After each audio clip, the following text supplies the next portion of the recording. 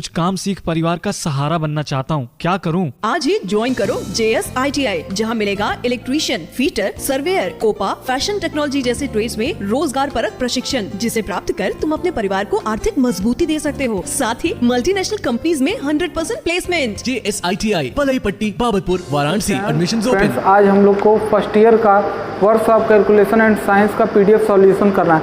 आप लोग को होमवर्क के तौर पे क्वेश्चन नंबर 63 से क्वेश्चन नंबर 84 तक दिया गया था, ठीक है, प्लस 85 से लेके 103 तक मैंने आप लोग की एग्ज़ाम लिया, तो वो दोनों मैं यहाँ पे हल करवाने जा रहा हूँ।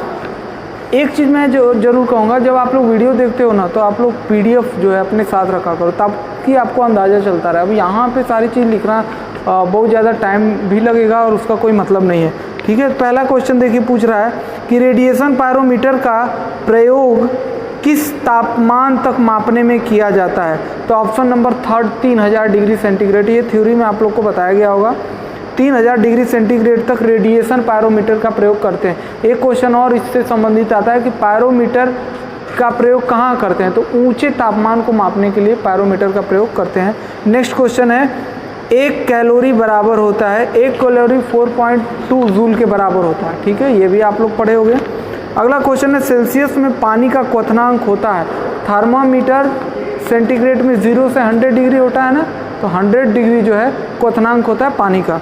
नेक्स्ट क्वेश्चन कर रहा है, 300 डिग्री सेंटीग्रेड से अधिक तापमान को मापने के लिए पायरोमीटर का प्रयोग करते हैं, ठीक है, इसमें कोई डाउट नहीं होना चाहिए आपको। इसी तरह अगला क्वेश्चन नंबर 67 कह रहा है, उष्मा जनित एक पिंड में वृद्धि होती है जिसके कारण पिंड में परिवर्तन होता है, निम्न में से वह कौन सा है। तो उसका क्या होता है, आयतन बढ़ जाता है। अब जैसे ही आप सोचो कि मान लीजिए आपका बर्फ़ है, उसे आप पिघलाते हो तो क्या होता है, फैलने लगता है ना, तो आयतन बढ़ रहा है कि नहीं बढ़ रहा है, आयतन बढ़ता है। और ज़्यादा अगर उसे गर्म करोगे आप तो वो क्या होगा, वाष्प में बदल जाएगा, वाष्प में बदल के चारों ओर फैल जाएगा, आयतन और ज़्यादा बढ़ जाएगा। तो इसका आंसर हो जाएगा सीधा सा, आयतन बढ़ जाता है। बहुत हर चीज़ को रटने से नहीं होता, चीज़ों को समझिए, जब आप समझोगे ना तो हर चीज़ का आसानी से आप उत्तर दे लोगे। अगला क्वेश्चन कर रहा है कि किस में तापीय ऊर्जा यांत्रिक ऊर्जा में बदल जाती है। तो भाप इंजन में तापीय ऊर्जा यांत्रिक ऊर्जा में बदल जाती है। भाप उठता है, ठीक है, तो वो तापीय ऊर्जा होती है, लेकिन जब वो इंजन चलना शुरू होता है तो वो यांत्रिक ऊर्जा का प्रयोग है, ठीक है। नेक्स्ट क्वेश्चन पे चलते हैं, कह रहा है कि निम्न में से कौन सी एक ऊर्जा का रूप है। हीट, तापमान, उबलना और फ्यूजन। तो हीट मतलब ऊष्मा होता है, और ऊष्मा जो है ऊर्जा का एक रूप है, ठीक है। अगला क्वेश्चन कर रहा है, र्यूमर पैमाने पर पानी का उमाल बिंदु होता है। तो 80 डिग्री र्यूमर, ठीक है, 0 से 80 डिग्री आपको पता है ना र्यूमर का होता है, तो 80 डिग्री र्यूमर जो है पानी का उबाल बिंदु होता है। उसके बाद कह रहा है, किसी इंडक्शन स्टोव के अंदर कौन सी ऊर्जा को हीट ऊर्जा में बदला जाता है। इलेक्ट्रिक ऊर्जा को। इलेक्ट्रिक चूल्हा आप जो लोग जानते हो तो वो उसमें तो इलेक्ट्रिक आता है, हाँ ये बात अलग है, तो उसके बाद वो हीट में चेंज हो जाता है, ठीक है। नेक्स्ट क्वेश्चन कर रहा है, 27 डिग्री सेंटीग्रेड को केल्विन में बदलना है। अब आइए देखते हैं कि कह रहा है, ये क्वेश्चन नंबर 72 लगाने लायक है। तो आपको ये तो पता होगा कि K = C + 73 ये होता है ना। अब जब केल्विन को बदल रहा है तो C का मान रख देंगे 27 + 273, तो हो जाएगा 300, ठीक है। तो इसमें 300 केल्विन आपका आंसर सही हो जाएगा। बर्फ़ की लेटेंट हीट मतलब गुप्त ऊष्मा होती है, तो बर्फ़ की गुप्त ऊष्मा होती है 80 कैलोरी प्रति ग्राम, ये बताया भी गया है। नेक्स्ट क्वेश्चन कह रहा है 104 डिग्री फ़ारेनहाइट। अब देखो फ्रेंड्स, ये क्वेश्चन फिर एक गलत दे दिया है, मतलब क्वेश्चन नहीं गलत दिया, ऑप्शन नहीं मैच कर रहा है, तो आप क्या कहोगे, आप यही कहोगे ना गलत है। अब जैसे देखो 104 डिग्री फ़ारेनहाइट = पूछ रहा है, ठीक है, और ऑप्शन सारे के सारे दिए हैं सेंटीग्रेड में। अब आप देखो C = F - 32/9 होता है, ठीक है। C आपने ज्ञात करना है, 104 - 32/9 किया अब देखो c equal to 72/9 equal to 8 हो जाएगा। तो ये तो 8 आ रहा है, लेकिन फिर से जैसा कि मैंने कहा था ऑप्शन इसमें कोई मैच नहीं कर रहा है। ठीक है, एक 55 दिया, एक 60 दिया, एक 40 दिया, एक 48। तो इससे चक्कर में नहीं पड़ेंगे। आपको सिर्फ और सिर्फ ये याद रखना है कि c equal to f minus 32/9। ठीक है, तो इसके लिए परेशान नहीं होंगे। इसका सही आंसर 8 आएगा, लेकिन ये ऑप्शन में दिया नहीं है। नेक्स्ट क्वेश्चन पे चलते करा, स्पेस के माध्यम से धरती की ओर आने वाली सूर्य की गर्मी को उसी दिन मैंने बताया था कि कैसे आती है, रेडिएशन से। मैंने बताया था ना कि विकिरण क्या होता है, रेडिएशन होता है। तो उस माध्यम उस तरह से जो है यहाँ पे ऊष्मा आती है। 76 तरल व ठोस पदार्थों को जब गर्म किया जाता है तो वो फैलते हैं। इस सिद्धांत का प्रयोग किसमें किया जाता है? तो इस सिद्धांत का प्रयोग किया जाता है थर्मामीटर में। मैंने आप लोगों को कह रहा था ना कि उसमें पारा यूज़ करते हैं। अब हल्का सा भी उसमें हीट जनरेट होती है, हीट थोड़ा सा बढ़ता है तो पारा क्या होता है, फैलने लगता है। तो ये इस सिद्धांत का प्रयोग थर्मामीटर में प्रयोग किया जाता है। चलें आगे। नेक्स्ट क्वेश्चन कह रहा है कि निम्न में कौन सी वस्तु तापमान के पैमाने के लिए सही नहीं है? निम्न में कौन सी वस्तु तापमान के पैमाने के लिए? तो देखो सेंटीग्रेड से तो मापते हैं तापमान, ठीक है, फ़ारेनहाइट से भी मानते हैं, केल्विन, जूल से ऊष्मा मापी जाती है। ठीक है, जूल से क्या मापते हैं, ऊष्मा मापी जाती है, इसलिए ये जो है सही नहीं होगा। अगला कर रहा है पानी की विशिष्ट ऊष्मा होती है 1.0। सबको पता है, आपको भी पता होना चाहिए। वो पता होगा तब जब आप क्या करोगे, थ्योरी में जो वो चीज़ें बताएगी उसको देखोगे तब। अगला क्वेश्चन कर रहा है, निम्न में ऊर्जा स्थानांतरण को कहा जाता है कंडक्शन, कंप्रेशन, कन्वर्जन और ये सभी।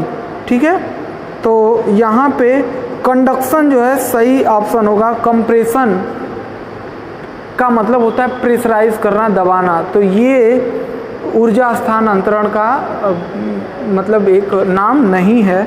उसके बाद कन्वर्जन माने बदलाव, ये भी एक नाम नहीं है। ठीक है, तो कंडक्शन आपका सही आंसर हो जाएगा। उसके बाद फ़ारेनहाइट निम्न में से क्या मापने की इकाई होती है? फ़ारेनहाइट निम्न में से क्या मापने की इकाई होती है? अब फ़ारेनहाइट को ताप मापते हैं, द्रव्यमान तो मापते नहीं हैं, आयतन भी नहीं मापते, घनत्व, तो क्या हो जाएगा, ताप हो जाएगा। नेक्स्ट क्वेश्चन, ऊष्मा एक प्रकार के क्या है, कार्य है, ऊर्जा है, शक्ति है, ऊर्जा है। ठीक है, इसमें कोई डाउट नहीं है आपको। नेक्स्ट क्वेश्चन कह रहा फ़ारेनहाइट मापक में हिमांक, फ्रीजिंग पॉइंट। तो फ़ारेनहाइट का जो पैमाना होता है उसमें 32 डिग्री फ़ारेनहाइट से शुरुआत होती है। ठीक है, तो इसलिए उसका हिमांक क्या होगा, 32 होगा। अगला ऊष्मा का मात्रक होता है, ऊष्मा का मात्रक कैलोरी होता है। इसमें देखिए तापमान दिया है, डिग्री दिया है, तो ऊष्मा को मापते हैं कैलोरी से, ना कि तापमान से, ना तो डिग्री से। ठीक है, अगले क्वेश्चन पे चलते हैं। कह रहा है तापमान मापा जाता है। ऑप्शन ए दिया है कैलोरीमीटर, ऑप्शन बी दिया है थर्मामीटर, ऑप्शन सी दिया है पायरोमीटर और ऑप्शन डी दिया है बी और सी दोनों। अब देखो ए कैलोरीमीटर है, उससे ऊष्मा मापते हैं, तापमान को नहीं मापते। ठीक है, तो ऑप्शन नंबर डी सही हो जाएगा। ठीक है, क्वेश्चन नंबर 86 में करा किसी भट्टी का तापमान किसके द्वारा माना जाता है? तो किसी भट्टी का तापमान मापना हो या ऊंचा तापमान मापना हो, इस तरह के क्वेश्चन सीधे सीधे क्या है, पायरोमीटर से संबंधित है। तो पायरोमीटर आपका सही आंसर हो जाएगा। ऊष्मा एक परिवर्तनशील ऊर्जा है जो की परिशुद्धता के आधार पर प्रवाहित होती है। ठीक है, ये बीच में काट दिया, मतलब किस आधार पर ऊष्मा एक जगह से दूसरी जगह पे जाती है। अब देखो कह रहा है कि गुरुत्व, पहला है गुरुत्व, दूसरा तापमान अंतराल, तीसरा गतिज ऊर्जा और चौथा घनत्व अंतराल। तो गुरुत्व का क्या प्रभाव पड़ेगा, गतिज ऊर्जा का कोई प्रभाव नहीं पड़ेगा, घनत्व का नहीं, लेकिन तापमान का प्रभाव पड़ता है। जैसे देखते हो आप, अगर कोई चीज़ ज़्यादा गर्म है, कोई चीज़ ज़्यादा ठंडी है, तो गर्म से ठंडी की तरफ ऊष्मा का प्रवाह होता है। तो तापमान अंतराल जो है इसका सही आंसर हो जाएगा। ठीक है, आगे चले। क्वेश्चन नंबर 88 में कह रहा है निम्न में कौन सा विकल्प असंगत है? तो त्वरण, दूसरा चालन, तीसरा संवहन और विकिरण। तो असंगत बिल्कुल अलग क्या है, देखिए चालन, संवहन और विकिरण ऊष्मा के स्थानांतरण की अलग अलग विधियां हैं। ओके, लेकिन जो त्वरण है वो क्या है, गति के परिवर्तन की दर है, तो ये बिल्कुल अलग है। ठीक है, नेक्स्ट क्वेश्चन, निम्न में से किसका उपयोग तापमान के मापन के लिए नहीं किया जाता है? तो पहला कह रहा है थर्मिस्टर, दूसरा गीजर, तीसरा पायरोमीटर, चौथा थर्मोमीटर। तो थर्मिस्टर, पायरोमीटर, थर्मामीटर सबका प्रयोग करते हैं। गीज़र क्या होता है? एक तरह का यंत्र है जिसको मापा नहीं जाता है, उष्मा का प्रयोग करके उससे चीज़ों को गर्म करते हैं। ठीक है।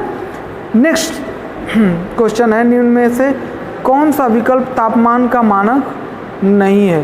तो पारे का हिमांक, जल का क्वथनांक, तांबे का हिमांक और उपरोक्त में से कोई नहीं। तो पारे का हिमांक जरूरी होता है, जल का क्वथनांक, क्योंकि पारे का हिमांक जो होता है वो थर्मामीटर उस पर डिफेक्ट करता है, और जल का क्वथनांक जो होता है थर्मामीटर का सबसे अंतिम बिंदु होता है जल का क्वथनांक, है ना। लेकिन तांबे के हिमांक से यहाँ कोई मतलब नहीं है। अगला कह रहा है, यदि 0 डिग्री सेंटीग्रेड पर स्थित जल के इसके क्वथनांक तक गर्म किया जाए तो इसका तापमान फ़ारेनहाइट में होगा 212 डिग्री सेंटीग्रेड। मैंने बताया 32 डिग्री से शुरू होता है और 212 डिग्री पे ख़त्म होता है। तो जब पानी उबलने लगता है तो किस पे जाता है? अगर फ़ारेनहाइट में आप देखोगे तो 212 डिग्री सेंटीग्रेड होता है। ठीक है। अगला कह रहा है, 1 पाउंड जल का तापमान 1 डिग्री सेंटीग्रेड बढ़ाने के लिए जितनी उष्मा की मात्रा होती है, ये तो सीधी सीधी परिभाषा है, 1 कैलोरी। ठीक है। इसका सही आंसर 1 कैलोरी हो जाएगा। ओके।